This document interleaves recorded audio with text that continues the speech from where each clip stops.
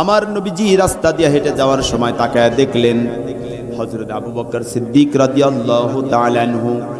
তাকায় দেখলেন একজন ইহুদির সাথে কথা হচ্ছে, ঝগড়া হচ্ছে, আর আবু বকর সিদ্দিক রাদিয়াল্লাহু তাআলা আনহু তিনি মুখ দিয়ে একটা জবাব দিচ্ছেন না, তিনি শুনতেছেন আর হজম করতেছেন।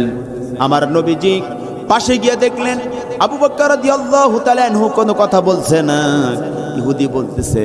নবীজি তখন হেসে ফেললেন। আল্লাহ রাসূলের হাসা দেখে আবু বকর সিদ্দিক রাদিয়াল্লাহু তাআলা আনহু মনে করেছেন রাসূল আমাকে বোকা ভেবে হাসতেছেন।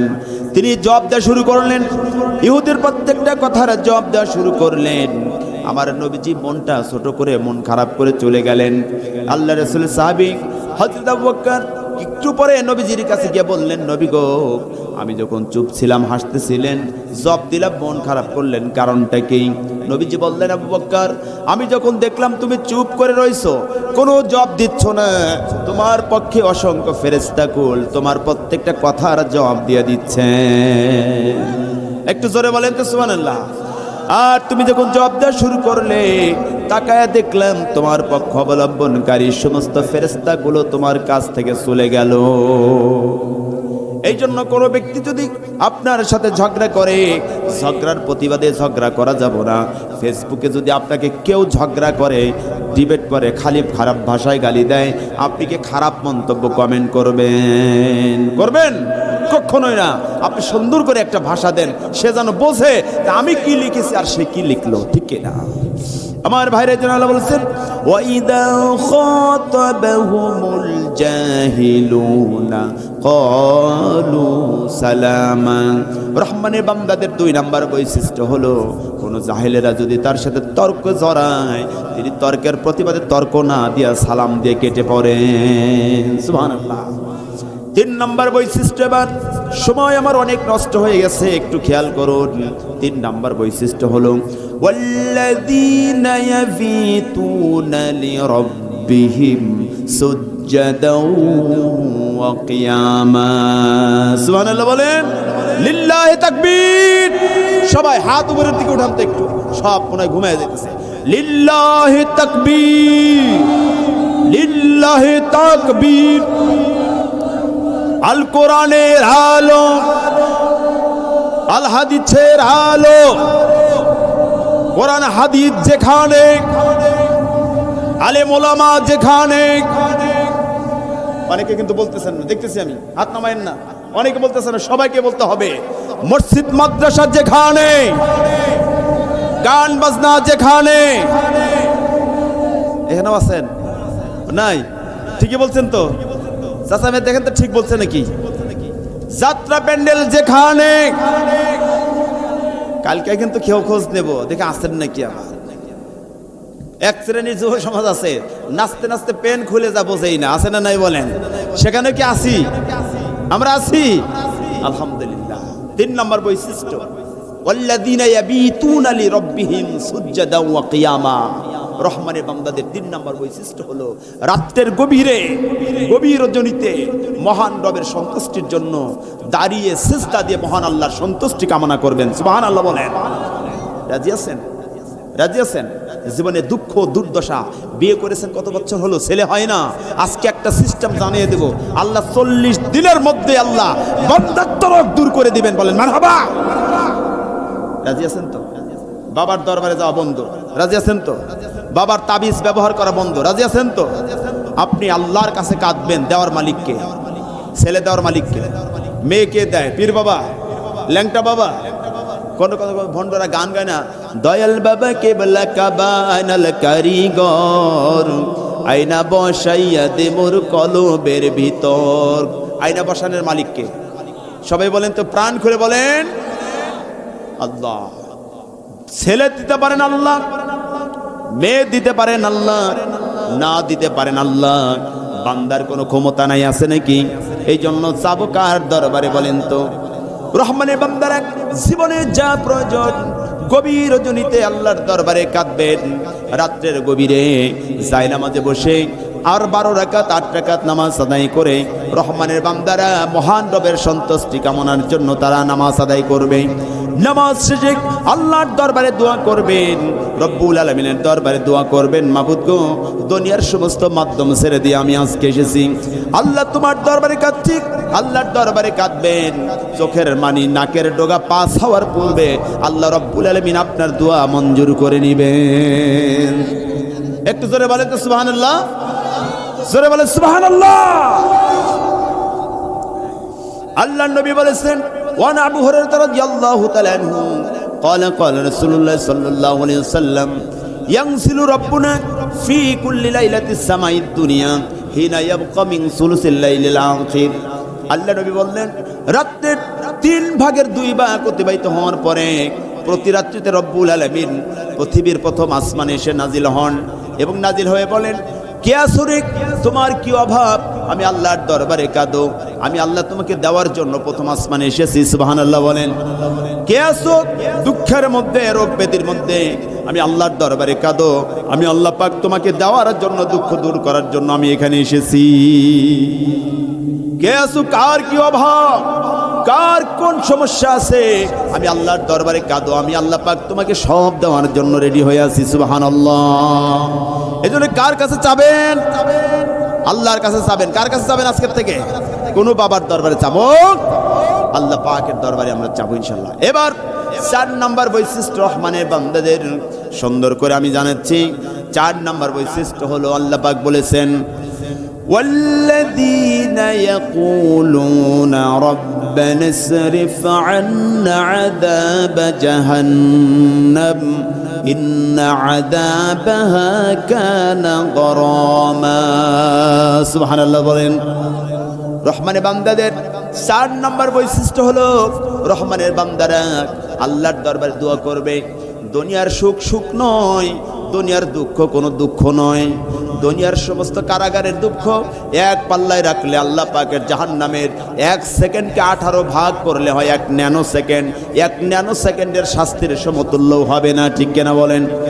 আমার ভাইরা কথা একটু আস্তে আস্তে বলেন। আল্লাহর এই দুনিয়ার সমস্ত কারাগারের দুঃখ এক জায়গায় করলে জাহান্নামের আযাবের মতো হবে না। একটা মানুষকে জাহান্নাম থেকে, একটা মানুষকে পাপ কাজ থেকে দূর করার জন্য তার অন্তরের মধ্যে যদি সার্বক্ষণিক কল্পনায় যদি জাহান্নাম আসে, ওই মানুষটা পাপ কাজে হাত দিতে সব সময়ের জন্য ভয় করবেন। নবী বললেন, তোমরা যখন নামাজ আদায় করবে তোমরা এই 4টা দোয়া করবে সব সময়ের জন্য। আল্লাহুম্মা ইন্নী আউযু বিকা মিন আযাবি জাহান্নাম, আল্লাহ গো জাহান্নামের আযাব থেকে তুমি আমাকে বাঁচায়া দাও। বলেন আমিন। জাহান্নামের শাস্তির কোনো সীমা নাই, যার কোনো মেসাল নাই। জাহান্নামের একটা ঘটনা পড়লাম তাফসীরের মধ্যে, জাহান্নামীরা জাহান্নামের মধ্যে পুড়তে পুড়তে সারা শরীরটা যখন কুৎসিত হয়ে যাবে, এইমন ভাবে কান্না করবে আর বলবে, মাবুদ গো দুনিয়াতে মেঘ ধরলে বৃষ্টি পাইতাম, প্রচন্ড খরা হইলে মেঘ ধরতো, বৃষ্টি আসতো, জাহান্নামের মধ্যে যদি আজকে একটু বৃষ্টি হতো ভালো লাগতো।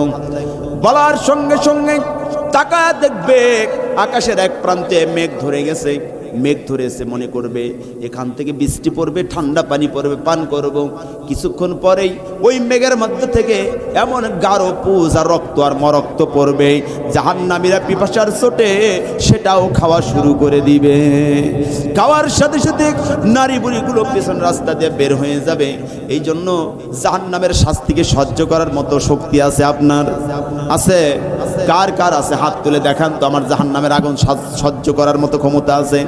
এই জন্য সকাল সন্ধ্যা বিকাল সন্ধ্যা সব সময়ের জন্য জাহান্নাম থেকে বাঁচার জন্য নামাজের পরে আপনি দোয়া করবেন, ঠিক কি না? যেই বান্দা রহমানের বান্দা হবে, জাহান্নাম থেকে ভয় করার জন্য সকাল সন্ধ্যা কামনা করলে তার দ্বারা পাপ কাজ কোনোদিন আর হবে। এইটা হচ্ছে রহমানের বান্দাদের 4 নাম্বার গুণাবলী। রাজি আছেন তো?